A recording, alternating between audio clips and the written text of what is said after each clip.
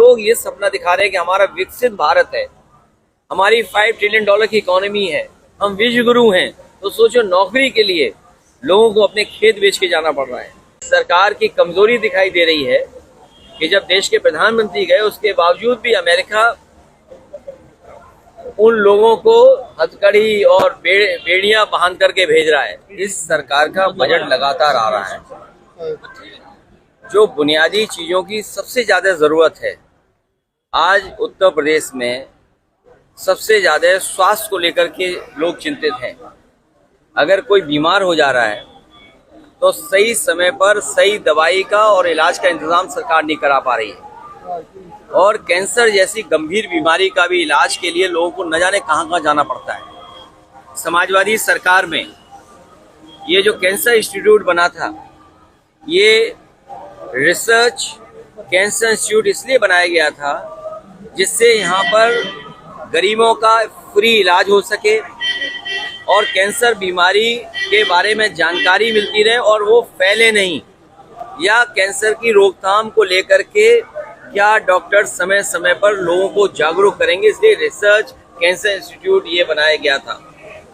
जब वहाँ गए हम लोग, जो समाजवादी सरकार ने जहाँ तक काम छोड़ा था, जिस रूप में काम बढ़ना चाहिए था नहीं बढ़ा, और सबसे पहले मरीज मुझे जो मिला है वो मिला गोरखपुर का, एक बच्ची जिसके ट्यूमर है सर में।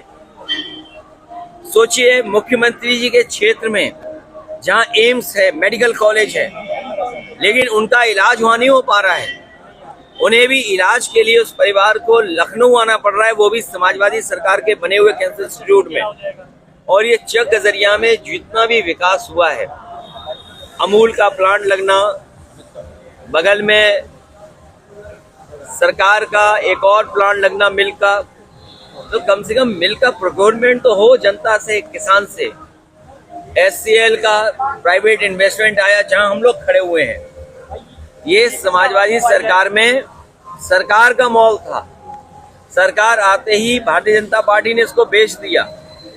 तो कम से कम हम लोगों में दिखाने को तो चीजें हैं जो समाजवादियों ने काम किया है। आगे देख लो, पीछे देख लो, हर तरफ बिल्डिंग देखने को मिलती हैं। ये भारतीय जनता पार्टी के लोग कोई चीज बना नहीं सकते हैं, ये केवल बिगाड़ सकते हैं। कल से आज बैठक भी हुई थी आप लोगों की विधानमंडल दल की।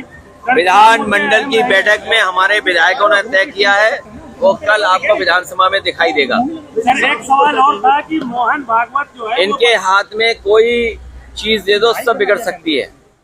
मिस मैनेजमेंट की अगर कोई सबसे बड़ी स्टोरी बनेगी, मुझे याद है 2013 में उस समय जो कुंभ हुआ था, हार्वर्ड यूनिवर्सिटी के डिपार्टमेंट ने स्टडी कर करके जो रिपोर्ट तैयार की थी, वो रिपोर्ट आज भी डॉक्यूमेंटेड है। उस समय इतना मिसमैनेजमेंट नहीं दिखाई दिया, कम बजट में वो हुआ था, लेकिन इन्होंने प्रचार बहुत किया, बजट ज्यादा दिया, दोनों सरकारें लग गई, उसके बावजूद भी भगदड़ में लोग मर गए, सड़कें जाम रहीं, लोगों को रात दिन गुजारना पड़ा अपनी गाड़ियों में बैठ करके, सड़कें हर तरफ दूसरे स्टेट तक ब्लॉक रहीं, ट्रेनों का जो इंतजाम करना था ट्रेन नहीं पहुंच पाई, फ्री ट्रेन नहीं चलाई, संख्या नहीं चलाई उतनी, भगदड़ मच गई, उसमें भी लोगों की जान चली गई। इस सरकार ने कुंभ के बहाने न जाने कितनों की जान ले ली है। और उसके बावजूद भी ट्रेन उसके में किसी को जिम्मेदारी नहीं ठहराई गई, उल्टा जांच जिम्मेदारी इसलिए ठहराई क्योंकि उनकी कोई तैयारी नहीं थी। अगर सरकार ने तैयारी की होती, डबल इंजन सरकार, अपने आप को डबल इंजन बोलते हैं, ये डबल इंजन नहीं है, डबल ब्लंडर वाली सरकार है।